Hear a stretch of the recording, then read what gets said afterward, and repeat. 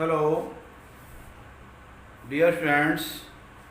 We are all going to study about laws of refraction. In Hindi आवर्तन के नियम. Laws of refraction we should study. Before we should know about refraction. What is refraction? The phenomena of bending of light ray at the boundary of two mediums when it goes from one medium to other is known as refraction of light. The phenomena of bending of light ray at the boundary of two mediums when it goes from one medium to other is known as refraction of light. Here, refraction of light medium 1 to medium 2. Medium 1 is rare medium and medium 2 is denser medium. Array AO where PQ is plane interface separating surface.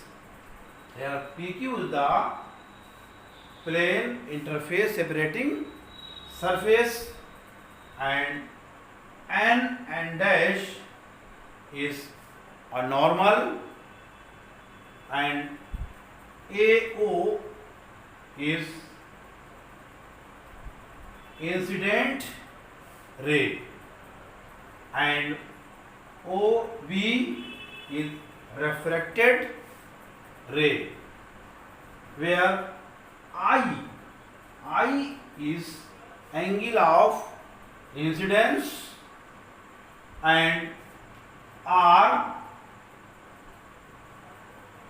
angle of refraction and delta is equal to angle of deviation. Delta equal to, this is the delta angle of deviation is equal to I minus R. I minus R is the delta angle of deviation when a ray enters from rarer medium to denser medium. It is comes to close to normal, and when a ray comes from denser medium to rarer medium apart from the normal. For example, rare medium is air and denser medium is glass. When a ray pass through the medium, air medium to glass, rare medium, it's close to a normal. On the other hand, when a light ray pass through a denser medium, glass and rare medium, the air is apart from the normal. So there are two laws of refraction. Number one, incident ray, refracted ray and normal at the point of incidence all lie in same plane. This is the first law of refraction. Repeat. Incident ray, reflected ray and normal at the incidence, at the point of incidence all lie in same plane. This is the incident ray, is the refracted ray and point of incident. Refracted ray, point of incident, same plane. And other second law of refraction is the ratio of sine of angle of incidence and sine of angle of refraction is constant, which is known as the refractive index of first medium with respect to second medium. It is represented by mu. First medium, second medium equal to sine I upon sine R. This law is known as Snell's law. Sine I upon sine R is equal to a constant. This law is known as Snell's law. Is a अपवर्तन के नियम. अपवर्तन के नियम पढ़ने से पहले आपको अपवर्तन के बारे में ज्ञात होना चाहिए कि अपवर्तन क्या होता है. अपवर्तन जब प्रकाश की किरण किसी एक पारदर्शी माध्यम से दूसरे पारदर्शी माध्यम में प्रवेश करती है तो वो थोड़ा सा मुड़ जाती है